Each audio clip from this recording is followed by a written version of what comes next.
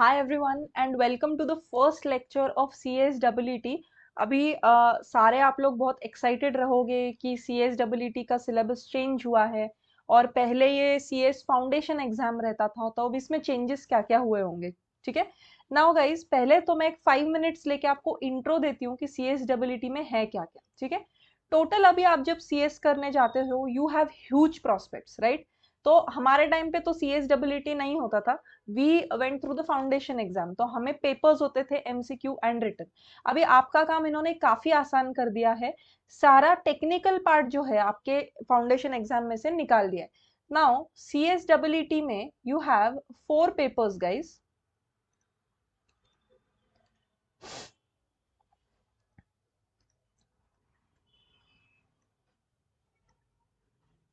4 paper है आप लोगों को। एक है लीगल एप्टीट्यूड 50 मार्क्स, ठीक है। Then you have business economics 50 marks. You have current affairs 50 marks and you have business communication 50 marks. तो टोटल आपका 200 मार्क्स के MCQ पेपर रहेगा, ऑब्जेक्टिव टाइप। ठीक है, तो उसमें आपको सिर्फ करेक्ट आंसर टिक करके आना है, तो ये बहुत आसान है। और फर्स्ट स्टेप आपने अगर फर्स्ट अटेम्प्ट में क्लियर कर लिया तो फटाफट आप आगे जाके अपना कोर्स कंप्लीट कर सकते हो। You have 3 stages in CS। You have CSEET, फिर उसके बाद CS एग्जीक्यूटिव एंड उसके बाद CS फाइनल, राइट। अभी एज अ CS आपको अकाउंट्स मैथ्स वगैरह फाउंडेशन में क्यों नहीं रखा है, क्योंकि उसका आपके काम में इतना स्कोप नहीं रहता है। बेसिकली CS जो रहता है company secretary, he is basically the lawyer of any company.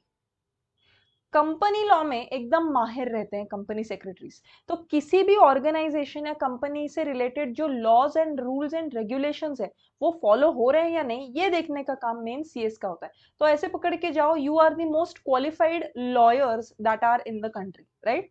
तो CS मतलब कंपनी के लॉयर्स रहते हैं बेसिकली। ठीक है, अभी ये तो 4 सब्जेक्ट हो गए, एकदम easy and very interesting, right. Today will start with business economics. तो पहले देखते हैं इकोनॉमिक्स में आपको है क्या क्या। नाउ 11th 12th में बेसिक इको तो सब लोगों का हुआ होगा। If there is anyone from science background don't worry guys, मैं 11th 12th का भी बेस उतना कवर कर लूंगी। ठीक है, तो चलो अभी देखो, इंस्टीट्यूट का स्टडी मटेरियल का थोड़ा सा आगे पीछे इशू चल रहा है। They have a guidance study material, plus I will also be using study material from other courses like CA and CMA, because मैं काफी इन डेप्थ इकोनॉमिक्स लेती हूँ, बिकॉज इसका पाया जो है आपको इंटर में और फाइनल में भी लगता है। ठीक है, तो अभी देखो एक बेसिक आइडिया आ जाएगा आपको इसमें से कि आपको है क्या क्या इकोनॉमिक्स में। बेसिक तो आपको मालूम है कि इको 2 पार्ट्स में डिवाइडेड रहता है, एक है माइक्रो इकोनॉमिक्स और एक है मैक्रो इकोनॉमिक्स। माइक्रो मतलब इंडिविजुअल लेवल पे हम देखते हैं एंड मैक्रो मतलब नेशनल लेवल पे इकोनॉमिक्स को स्टडी करते हैं, राइट। सो अभी देखो गाइस, मैं एक बार सिर्फ आपको इंडेक्स के थ्रू लेके जाती हूँ। टोटल यू हैव 8 चैप्टर्स, ठीक है, फॉर 50 मार्क्स।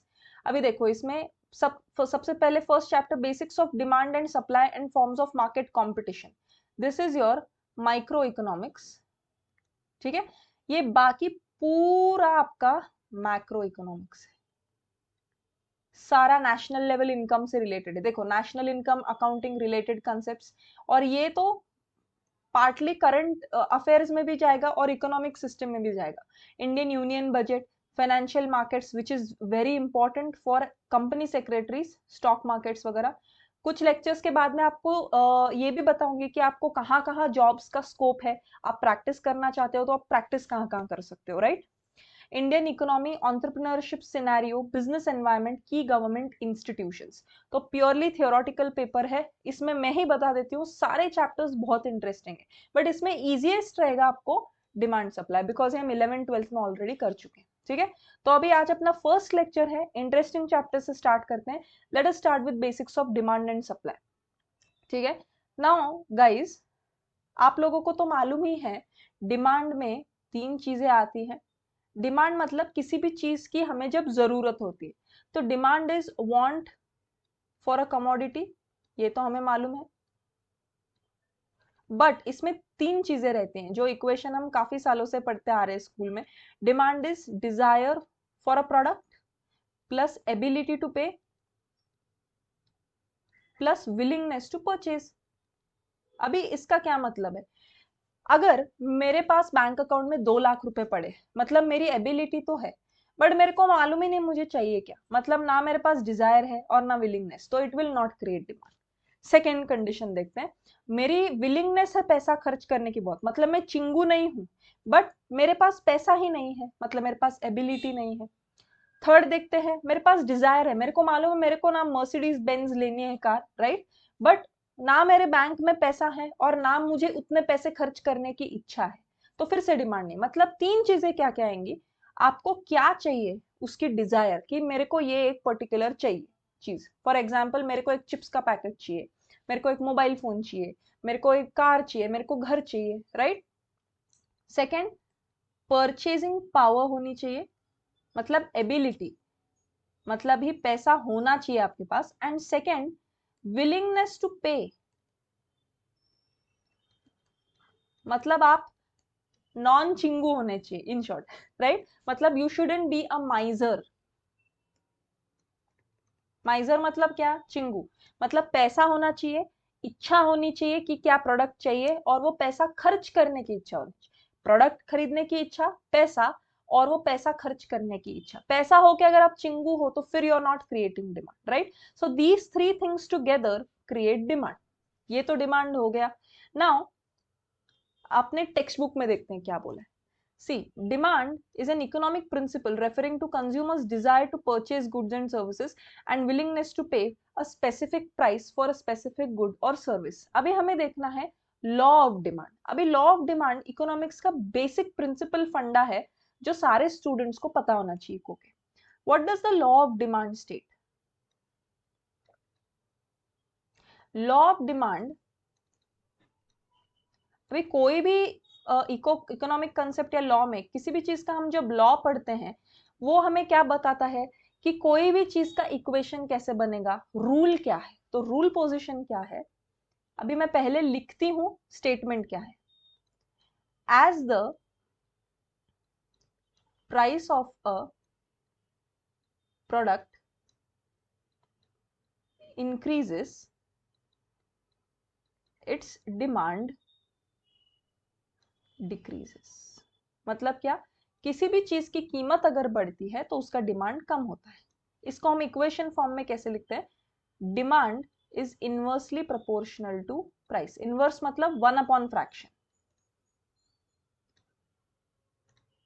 ये आपका है लॉ ऑफ डिमांड। समझ में आया?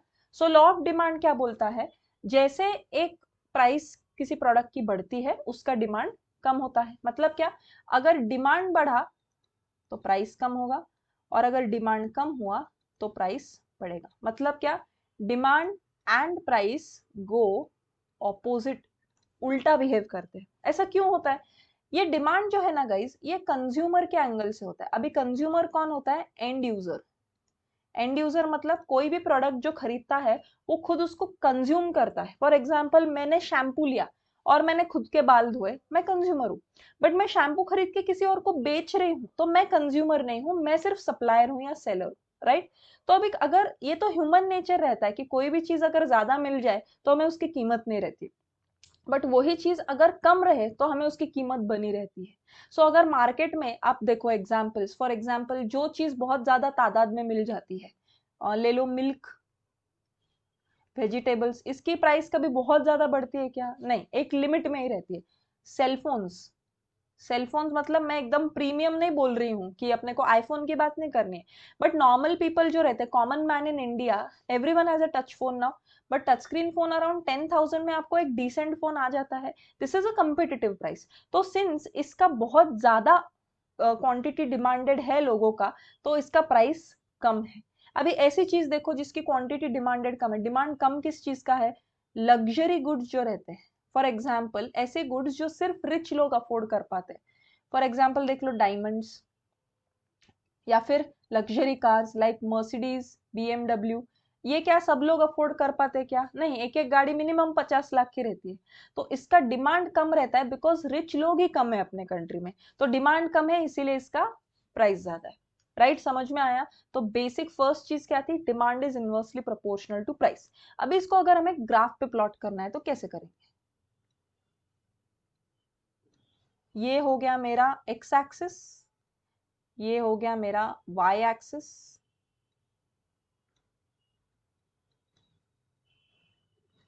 बराबर। और यहाँ पे एक्स एक्सिस पे हमेशा इंडिपेंडेंट वेरिएबल लिया जाता है। इंडिपेंडेंट वेरिएबल मतलब क्या, ऐसी चीज जो किसी और पे डिपेंडेंट नहीं है, क्वांटिटी मतलब ही डिमांड। और यहाँ पे हम लेते हैं dependent variable which is price, क्योंकि प्राइस डिसाइड होगी कि आपने कितनी क्वांटिटी ली है उस हिसाब से, ना कि उल्टा। मैं 2 बिस्किट लूंगी तो 2 रुपए लगेंगे, मैं 4 बिस्किट लूंगी तो 4 रुपए लगेंगे, बराबर है। नाउ इसका ग्राफ प्लॉट करते हैं। मैंने क्या बोला था अभी कि demand is inversely proportional to price. मतलब क्या है गाइस, अगर ये बढ़ेगा ना, क्वांटिटी डिमांडेड बढ़ेगा तो ये कम होगा, ठीक है। और अगर ये कम होगा तो ये बढ़ेगा, उल्टा बिहेव करेगा हमेशा, ठीक है। तो अभी इसका ग्राफ अगर मेरे को प्लॉट करना है तो मैं कैसे करूंगी, downward sloping to the right, this is my graph.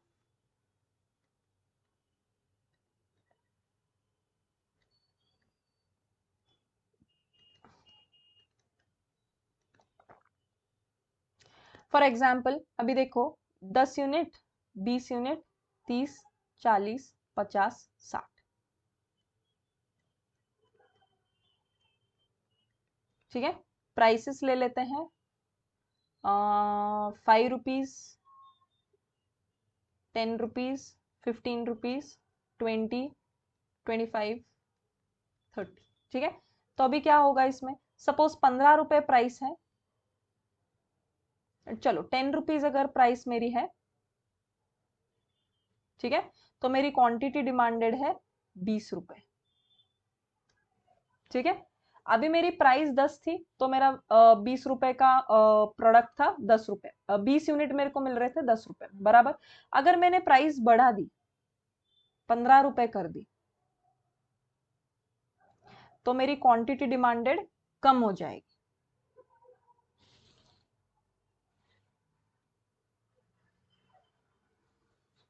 Suppose इतनी हो गई, ठीक है। मैंने प्राइस और बढ़ा दी तो मेरी क्वांटिटी डिमांडेड और कम हो जाएगी। तो अभी ये किधर किधर इंटरसेक्ट कर रहा था, देखो ये सारे पॉइंट्स। अभी इसको अगर मैं ज्वाइन करती हूँ, ये देखो, तो downward sloping to the right ही बना। मतलब क्या हुआ देखो गाइज, यहाँ पे मेरी प्राइस बढ़ती गई, ये देखो ग्रीन वाला एरो, प्राइस मेरी बढ़ती गई और उसकी वजह से मेरा डिमांड कम होता गया। उल्टा भी हो सकता है, राइट, समझ में आया। तो डिमांड का ग्राफ हमेशा downward sloping to the right रखता है। अभी बेसिक बता दिया। Now let us go to your text book.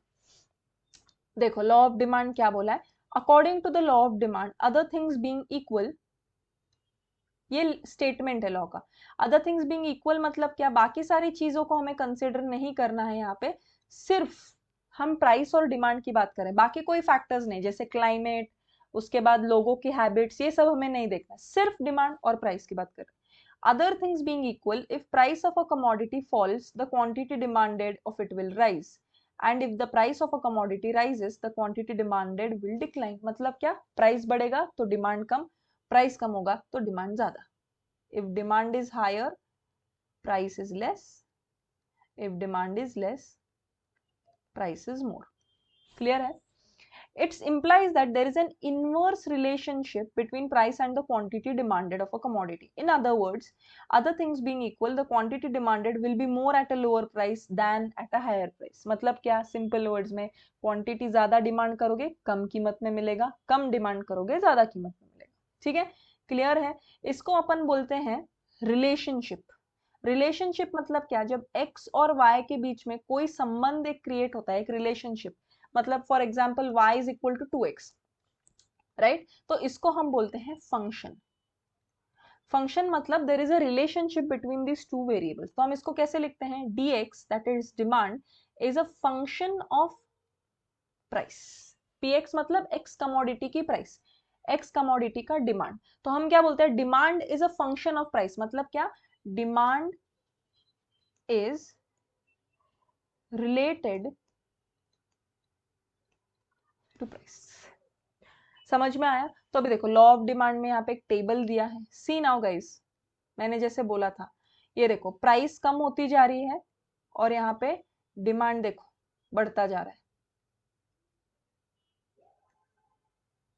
दिख रहा है? देखो 80 पे 0 था, 70 किया प्राइस 200 हो गया, 60 किया और बढ़ता गया, तो यहाँ पे प्राइस कम हो रही है और डिमांड बढ़ता जा रहा है। काफी सिंपल है। ये देखो now they have given you a graph also downward sloping to the right, इसको बोलते हैं अपन डिमांड कर्व, राइट? क्लियर है? तो ये काफी सिंपल था, आई होप इसमें आपको कोई डाउट नहीं रहेगा। अभी हम जाते हैं assumptions of law of demand पे। अभी देखो सिंस आपको एमसीक्यू पेपर है, इन्होंने बहुत ज्यादा डिटेल में नहीं दिया है, but we will be doing this in detail guys, ठीक है? हमें इसके नोट्स बनाने हैं और काफी डिटेल में पढ़ना है, बिकॉज ऐसे ऊपर ऊपर से करके कोई पॉइंट नहीं। बट फिर भी I will say the new syllabus is quite good, because इन्होंने ना कचरा सारा निकाल दिया है and they have made it very interesting for the students. अभी assumptions क्या होते हैं? क्या होता है गाइस, हम कोई भी लॉ जब पढ़ते हैं ना, तो it is valid only if certain conditions are followed, तो उसको हम बोलते हैं assumptions। फॉर एग्जाम्पल, अगर मैंने बोला लॉ ऑफ डिमांड में प्राइस और डिमांड इनवर्स रहता है जब कंज्यूमर का इनकम जो है वो 100 रुपए ही रहेगा, अगर ऐसा मैं बोलती हूँ, अगर मैंने ऐसा बोल दिया, तो अगर 105 पे भी लॉ ऑफ डिमांड, 105 पे जरूरी नहीं कि लॉ ऑफ डिमांड चलेगा ही, क्योंकि जैसे अगर मेरा इनकम बढ़ेगा तो मेरी डिमांड भी बढ़ती जाएगी, तो प्राइस उसकी कुछ भी हो मेरे को कोई फर्क नहीं पड़ने वाला है। तो ऐसे में फिर बंदा क्या बोलेगा कि नहीं यार ये लॉ ऑफ डिमांड तो फेल हो गया यहाँ पे, ऐसा नहीं चलेगा। समझ में आया मैंने जो बोला? मैं फिर से एक बार बताती हूँ, मेरी इनकम अगर 100 रुपए है, तो अगर मैं डिमांड करती हूँ एक प्रोडक्ट, मेरे को प्राइस से फर्क पड़ेगा, बट अगर मेरी इनकम 1000 रुपीज हो गई, वो उसकी प्राइस कुछ भी रहे, मैं प्रोडक्ट लूंगी, तो इसका मतलब ये तो नहीं है कि डिमांड प्राइस की वजह से मेरे को फर्क नहीं पड़ा, मैंने गुड्स ले लिए। No, that is why we need to have certain assumptions। तो अभी 10 assumptions देखने हैं, क्या क्या है देखते हैं, चलो। नो चेंज, अभी बेसिकली assumptions में क्या होगा, कांस्टेंट फैक्टर्स रहेंगे। हमने स्टार्टिंग में जो देखा था ना गाइस, ये देखो अदर थिंग्स बीइंग इक्वल, यही मतलब है इसका कि ये सारी चीजें इक्वल या कांस्टेंट रहेंगी, only then will law of demand be valid. मतलब ये सारे जो 10 चीजें हैं ये कांस्टेंट रहने चाहिए, दे शुड नॉट चेंज, ये चेंज नहीं होंगे तो ही लॉ ऑफ डिमांड चलेगा, ठीक है? चलो अभी देखते हैं क्या क्या है। No change in consumers income, income fixed होना चाहिए। क्यों? क्योंकि अगर मेरा इनकम बढ़ गया तो हायर प्राइस पे भी मेरा डिमांड बढ़ेगा, तो लॉ ऑफ डिमांड इनवर्स ने डायरेक्ट रिलेशनशिप हो जाएगा, क्योंकि अगर मेरा इनकम बढ़ गया तो हाई प्राइस पे भी मेरा डिमांड हाई रहेगा even if price is high, which is wrong, right? Second, no change in consumers preferences. अब ये सारी चीजें अगर चेंज होती जाएंगी तो हम लॉ ऑफ डिमांड स्टैंड होगा ही नहीं ना, because it will go on changing, इसीलिए हमें कुछ तो कांस्टेंट फैक्टर्स लगेंगे। चेंज इन कंज्यूमर्स प्रेफरेंसेस मतलब क्या, आज मेरे को ये वाला बिस्किट का फ्लेवर पसंद है, कल मेरे को दूसरा पसंद है, अगर ऐसे में हर मोमेंट पे मेरा प्रेफरेंस चेंज करूं तो मैं एक प्रोडक्ट का डिमांड प्राइस स्टडी कर ही नहीं पाऊंगी, बराबर है? Because I am changing my preferences every now and. No change in fashion, क्यों? क्योंकि अगर फैशन में कोई चीज नहीं है, फॉर एग्जाम्पल पहले पुराने जमाने में ना लो वेस्ट जीन्स का बहुत फैशन होता था, अभी हाई वेस्ट जीन्स का फैशन है, तो अगर फैशन चेंज हो रहा है बार बार तो फिर प्रोडक्ट का डिमांड अफेक्ट होगा ना, तो उसका फिर प्राइस से कोई लेना देना नहीं। अभी आज के दिन हाई वेस्ट जीन्स का फैशन है, मेरे को लो वेस्ट जीन्स 50 रुपए में भी मिली, मैं नहीं लूंगी, बिकॉज इट्स नॉट फैशनेबल, कोई पहनता नहीं। क्लियर है? Next, no change in price of related goods. Related goods मतलब दो टाइप के रहते हैं, एक होते हैं सब्सटीट्यूट्स और एक रहते हैं कॉम्प्लीमेंट्स। अभी इसका क्या मतलब है?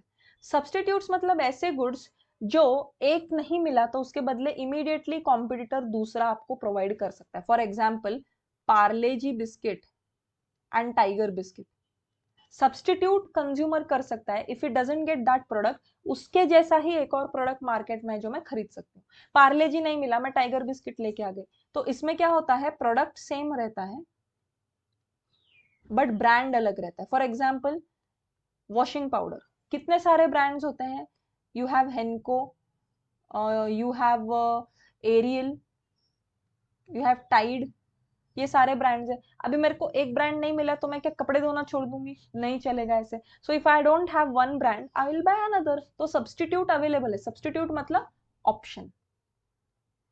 कॉम्प्लीमेंट मतलब क्या, जो गुड्स एक दूसरे के बिना काम नहीं कर सकते हैं। For example petrol and car. अभी कार लूंगी, पेट्रोल ही नहीं, गाड़ी चलेगी क्या? मेरे पास सिर्फ पेट्रोल है, कार नहीं, फिर भी गाड़ी नहीं चलेगी। Ink and pen, pen ink के बिना नहीं चल सकता है। सो कॉम्प्लीमेंट जो है वो एक दूसरे के बिना काम नहीं कर सकते, तो both are required for work. ये हो गया price of related goods. No expectation of future price change और शॉर्टेजेस, बिकॉज अगर मेरे को मालूम है फ्यूचर में प्राइस बढ़ने वाली है तो मैं प्रोडक्ट अभी ले लूंगी, तो फिर यहाँ पे क्या होगा, प्राइस बढ़ रही है तो भी डिमांड बढ़ेगा, विच इज रॉन्ग। एंड फ्यूचर में प्राइस अगर कम होने वाली है तो मैं अभी नहीं लूंगी, बाद में लूंगी, तो प्राइस कम होते हुए भी अभी डिमांड कम हो जाएगा, विच इज अगेन रॉन्ग। ठीक है। No change in size, age composition and sex ratio of population. Population का जो डिमांड है गाइस, वो साइज के हिसाब से, एज कॉम्पोजिशन और सेक्स रेशियो के हिसाब से चेंज होगा। फॉर एग्जाम्पल ओल्ड पीपल का डिमांड मेडिसिन का रहेगा, चिल्ड्रन का डिमांड फूड आइटम्स वगैरह वगैरह का रहेगा।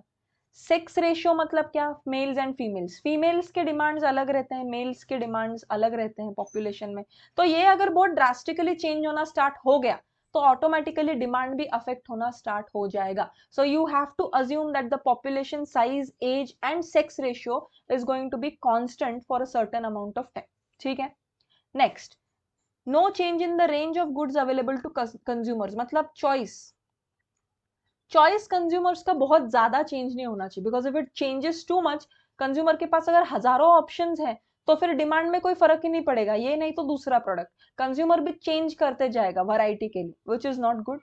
No change in distribution of income and wealth, sorry guys, no change in distribution of income and wealth of the community, मतलब आपको जो सैलरीज मिल रहे हैं, वेल्थ मिल रहा है, इनकम मिल रहा है, कम्युनिटी का इनकम बहुत ही कम या बहुत ही ज्यादा अगर हो गया तो उससे भी डिमांड अफेक्ट होगा, जो हमें नहीं अज्यूम करना है लॉ बनाते वक्त।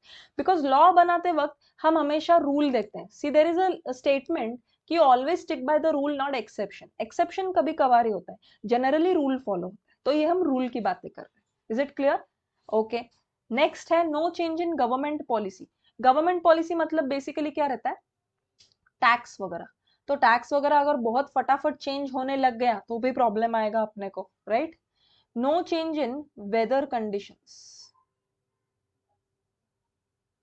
वेदर कंडीशंस भी अगर चेंज होंगे ना बहुत ज्यादा तो उससे भी हमें प्रॉब्लम क्रिएट हो सकता है, राइट। क्लियर है, समझ में आया? तो 10 पॉइंट वेदर कंडीशन मतलब बेसिकली देखो फार्मिंग में वगैरह होता है, देखो कि मॉनसून ऐसे अगर रहेगा या फिर अनटाइमली मॉनसून, तो सारा क्रॉप सड़ जाता है, तो इससे भी डिमांड अफेक्ट होता है, राइट। तो चेंज इन कंज्यूमर्स इनकम, ये सारी चीजें क्या क्या कांस्टेंट होनी चाहिए, इनकम, कंज्यूमर का प्रेफरेंस, फैशन, रिलेटेड गुड्स के प्राइसेस, मतलब सब्सटीट्यूट कॉम्प्लीमेंट्स के प्राइसेस अगर बहुत ज्यादा चेंज होंगे तो ऑटोमेटिकली वो प्रोडक्ट का प्राइस भी बहुत ज्यादा चेंज होगा।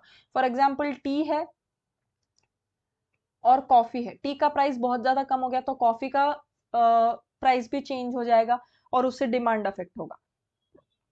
एज और सेक्स रेशियो और साइज ऑफ पॉपुलेशन में फर्क नहीं पड़ना चाहिए, कंज्यूमर को कितने गुड्स अवेलेबल है वो रेंज में फर्क नहीं पड़ना चाहिए, distribution of income and wealth should be constant, government policy should be constant and weather conditions भी कांस्टेंट होने चाहिए। समझ में आया? ये क्लियर है आपको? तो आज हमने लॉ ऑफ डिमांड एंड उसके अजम्पशंस किए हैं, right. Exceptions to law of demand हम आज नहीं लेंगे because it is a bit more complicated, उसके लिए मुझे एक अलग लेक्चर लगेगा। So for now, for the warm up, हमने आज काफी इंटरेस्टिंग टॉपिक लिया है। आप सब लोगों को इसके वेब मॉड्यूल्स ऑनलाइन मिल जाएंगे, बिकॉज अभी आपने सिर्फ अगर जस्ट रजिस्ट्रेशन किया होगा तो बुक्स आने में टाइम लगेगा। So just download these PDFs and side by side you can start study, right. तो आज अभी हमने law of demand, graph and उसके अजम्पशंस देखे, राइट। सो इसको एक बार सिर्फ रीड करो गाइज, थरोली लेक्चर को व्यू करो, कोई डाउट्स रहेंगे तो इकट्ठा करके रखो, will take them in the next lecture.